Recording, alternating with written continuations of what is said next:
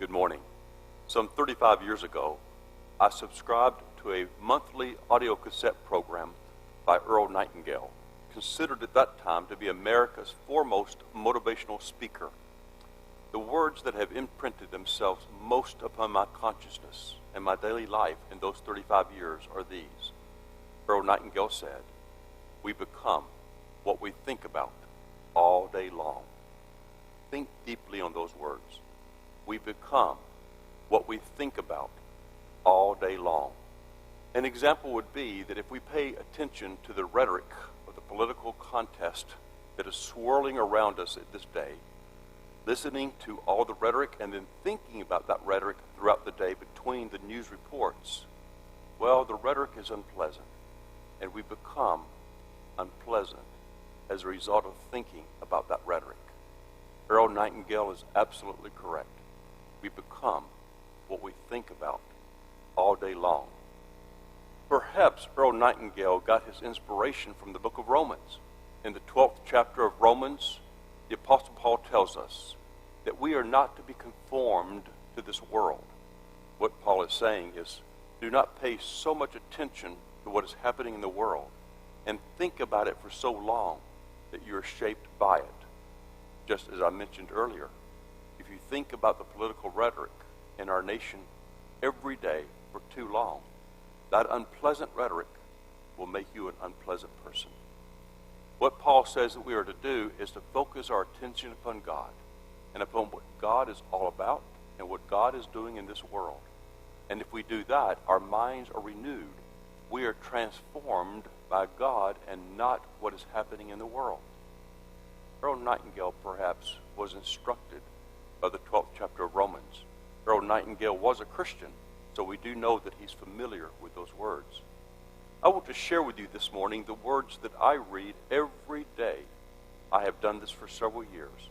I'm only going to read 2 verses, but let me give you the parameters so that perhaps you can look them up and read them yourselves. Every day, this is the foundation of my devotional time with God.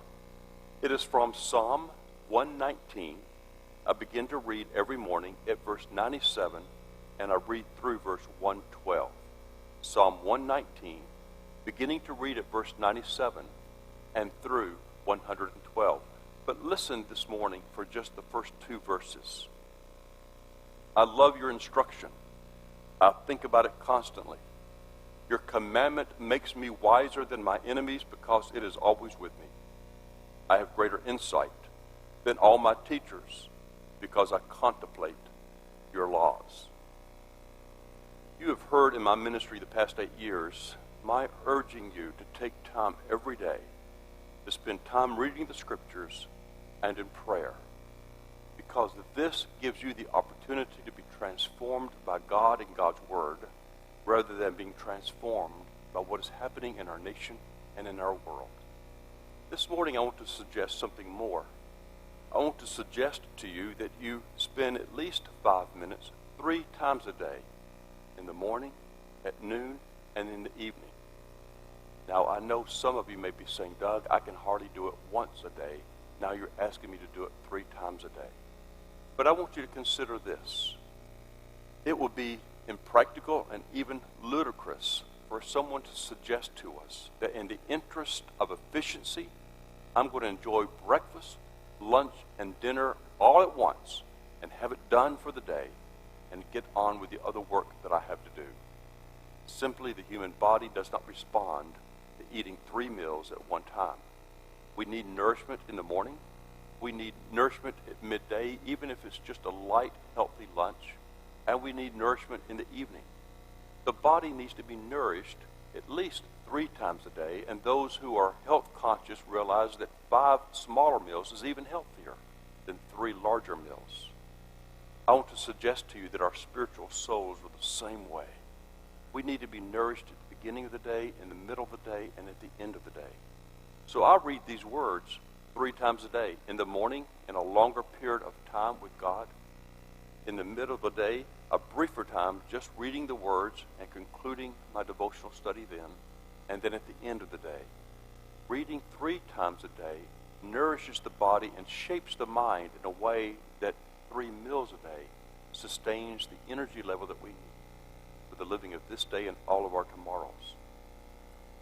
I want to conclude by sharing with you that the Psalms are a great place for us to spend time with God every day. Walter Brueggemann puts it this way: we experience in life a place of orientation. Understand what he means by that is orientation, where everything is right in our lives. Things are whole in our homes. Things are whole in our relationships with others. Things are whole at the workplace and in our community. Things are wonderful. Things are whole. They are as they should be. We experience, from time to time, orientation. And then secondly, Brueggemann says, we experience disorientation. You know what disorientation is. We've experienced it in abundance in this year of 2020. We have wildfires in the Pacific Northwest. We have hurricanes that are relentlessly hitting the Gulf Coast. We have the political rhetoric that is unpleasant, and then we have the pandemic.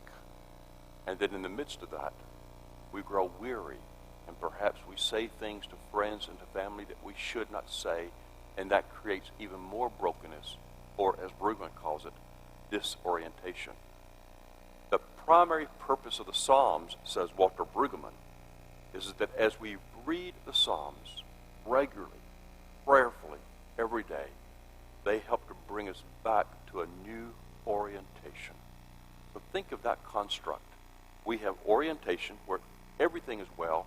We experience disorientation where we are experiencing brokenness and confusion, despair and anxiety. We read the Psalms and allow the Psalms to seep deeply into our consciousness and to begin to shape us. We experience reorientation or new orientation. Wholeness, brokenness, and wholeness once again. It is a joy to be your pastor, and I thank you for listening to this brief study of the Scriptures.